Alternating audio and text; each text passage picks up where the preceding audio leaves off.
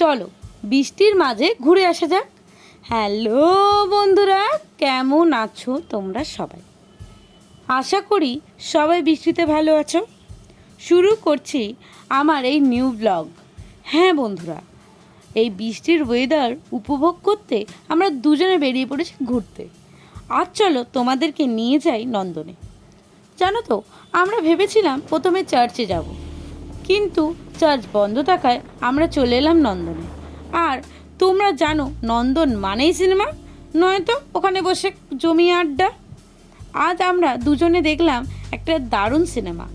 দেখো, আমরা এখন সেকেন্ড ব্রিজ ক্রস করে চলে এসেছি। আরও নতুন নতুন তথ্য জানার জন্য আমার ভিডিওটাকে লাইক, কমেন্ট, শেয়ার করো এবং অবশ্যই চ্যানেলটাকে সাবস্ক্রাইব করো। আর এটা হচ্ছে গত রবিবারের ব্লগ।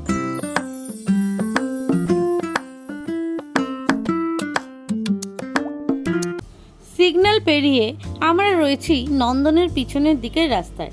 আর একটা গুরুত্বপূর্ণ কথা যারা বাইক নিয়ে আসছো তাদের জন্য, এখানে পার্কিংয়ের জন্য কোনো রকমের টাকা পয়সা লাগে না।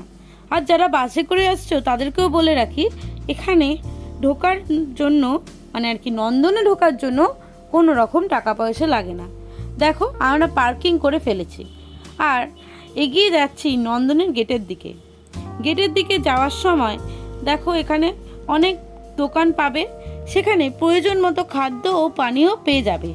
এখন আমরা ঢুকে পড়লাম নন্দনের গেটে।